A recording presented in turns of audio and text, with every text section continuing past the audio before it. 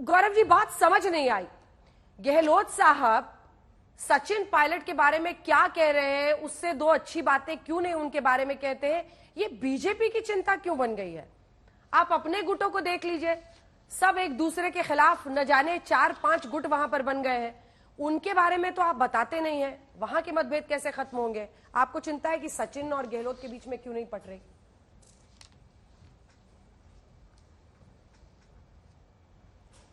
अंजना जी, मैं समझता हूं कि राजस्थान की जनता मन बना चुकी है और भारतीय जनता पार्टी की बम्पर जीत होने जा रही है।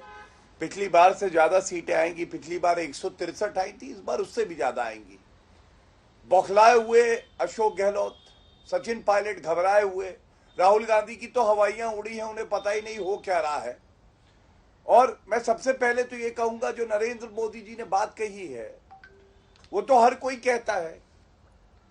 क्या कह रहे हैं नरेंद्र मोदी जी? दो बातों पे बात कर रहे हैं। पहला, वंशवाद।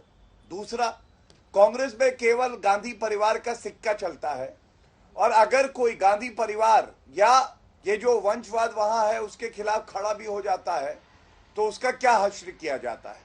मैं आपको उदाहरण देता हूं। आप मुझे बताइए, सचिन पायलट जब उप मुख्यमंत्री रहे, क्या उन पे राजद्रोह का मुकदमा नहीं लगाया गया?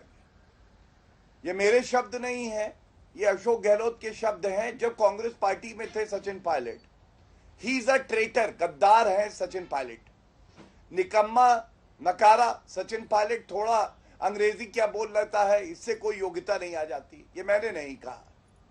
और राजेश पायलट जी की बात क्यों करी? राजेश पायलट जी की जिस तरह से मौत हुई हम सब जानते हैं, आज भी वो रहस्य खुला नहीं है। और सचिन, जब राजेश पायलट जी का कद बढ़ रहा था और उन्होंने गुस्ताखी ये करी कि वो चुनाव लड़ गए। जब वो चुनाव लड़ गए, हो सकता है गांधी परिवार को, सोनिया गांधी जी तब राजनीति में तो नहीं थी, लेकिन उन्हीं के इशारे से हमेशा से कांग्रेस पार्टी और गांधी परिवार के इशारे से चलती आई है। उसके बाद क्या हुआ? पूरी तरह से राजेश पायलट को गुस्सा झेलना पड़ा। और सबसे बड़ी बात है, देखिए, वंशवाद की जब मैं करता हूं, मैं कुछ बातें आपके मंच से उठाता हूं।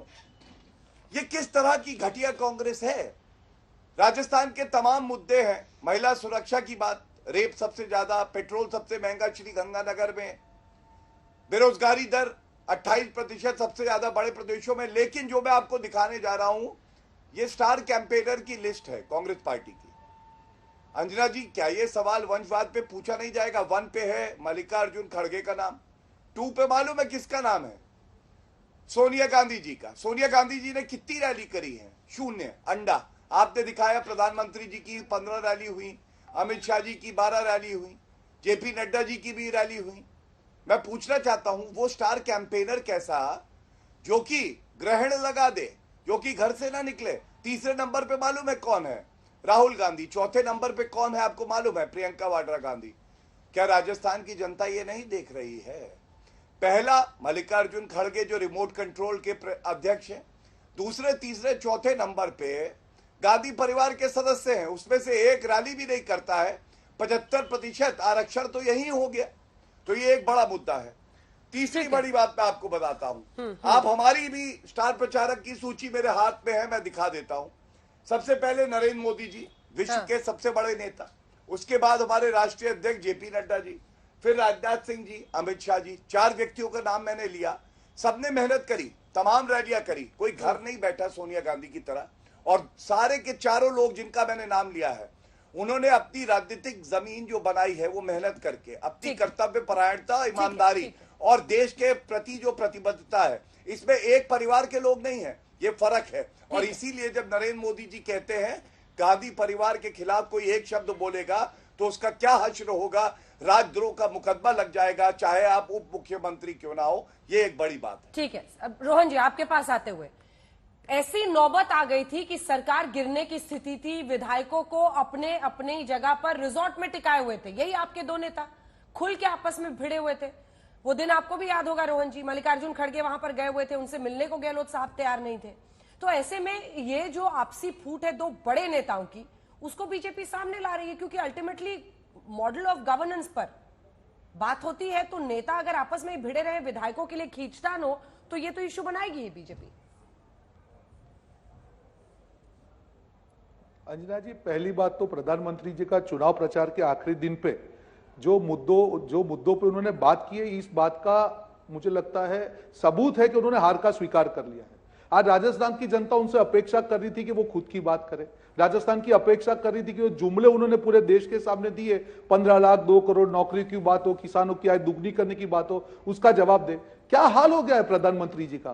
कांग्रेस के दो नेताओं की प्रधानमंत्री जी को बात करनी पड़ रही है। यही इस बात का सबूत है कि कांग्रेस पार्टी राजस्थान में जीत रही है। उनको छोड़िए, अभी भाजपाई प्रवक्ता कांग्रेस का स्टार प्रचारक का लिस्ट लेके बैठे थे। वो क्या गया है भाई साहब? जनता आपको देख रही है। अगर कांग्रेस की इतनी चिंता है तो आ जाइए, बैठिए यहां पे, छोड़िए राजनीति, क्यों नाटक कर रहे हैं? और अंजना जी, ये पूरा चुनाव, आप राजस्थान का पूरा चुनाव देखेंगे, कहां पे भाजपा ने अपने नैरेटिव की शुरुआत की और कहां पे आके खड़े हो गए। मैं जस्ट आपके 30 सेकंड्स में बताना चाहूंगा। पहले उन्होंने ईडी को इंट्रोड्यूस किया, हमारे वहां के प्रदेश अध्यक्ष और वैभव गहलोत के खिलाफ उन्होंने ईडी का छापा किया। उसके बाद क्या आता है? नरेंद्र तोमर के पुत्र का वीडियो आता है, वहां पे ईडी चुप हो जाती है, वो इनका नैरेटिव खत्म हो गया। फिर उन्होंने कहा कि राजस्थान सरकार ने काम नहीं किया। गहलोत जी ने कहा कि 96% ऑफ माय वर्क, जो भी मैनिफेस्टो के वादे हमने उसको पूरा किया, वो इनका नैरेटिव खत्म हो गया। फिर ये क्या लेके आए कि यहां तो मोदी जी है, मोदी है तो मुमकिन है। जैसे जैसे मोदी जी की सभा वहां पे होती है, वहां पे प्रतिभाव नहीं मिला, मोदी जी का फोटो हट गया और नड्डा जी का फोटो उसकी जगह, समझ गए कि मोदी जी यहां पे नहीं चलने वाले।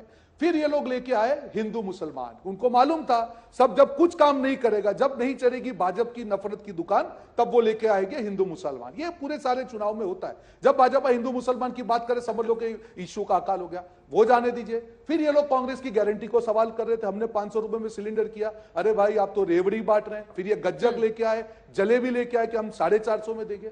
देखिए मुद्दा कहां है इनके पास अंजना जी, ये जब आप समझ लीजिए, जब एक पार्टी अपना नैरेटिव शिफ्टिंग करती रहे और आखिरी दिन इनकी मजबूरी हो गई कि कांग्रेस के नेताओं की बात करनी पड़े, जिसका जवाब सचिन पायलट जी ने बखूबी दिया। और आखिरी चीज अंजना जी, आप मुझे सवाल पूछे, एक सवाल, अभी उनके जो आप मुख्यमंत्री एक दिखाए हेमंत विश्वा शर्मा, उसने नेशनल टीवी पे कहा कि सचिन पायलट के बारे में निकम्मा वर्ड यूज किया। अब प्रधानमंत्री जी क्या उनका रेजिग्नेशन ले लेंगे? मैं चैलेंज करता हूं नेशनल टीवी पे, अगर प्रधानमंत्री जी की बात में दम है तो उनका रेजिग्नेशन देके दिखाए, जो बोला है वो करके दिखाए। नेशनल टीवी पे जिस व्यक्ति के लिए आप ये कहते हैं कि सचिन पायलट को खराब शब्द बोले, आपका मुख्यमंत्री अब शब्द बोलता है, आप एक्शन लेके दिखाइए, फिर आपकी बात को मैं मानूंगा। ठीक है, जवाब दीजिए इसका गौरव जी।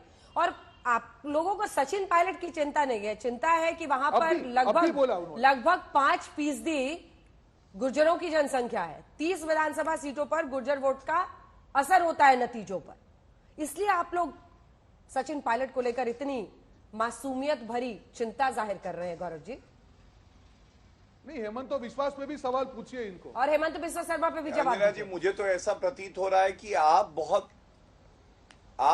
बहुत मासूम बन जाती हैं, सवाल भी पूछ रही हैं और अंदर से जानती हैं कि सवाल का जो उत्तर आएगा तो यहां पे धराशायी हो जाएगी कांग्रेस प्रवक्ता। मैं वजह बताता हूं, आप बताइए, क्या ये सत्य नहीं है कि सचिन पायलट खुद धरने में बैठे थे कुछ ही माह पहले और कह रहे थे अशोक गहलोत जी ने जो वादे किए हैं उनको कृपया करके पूरा करिए अशोक जी,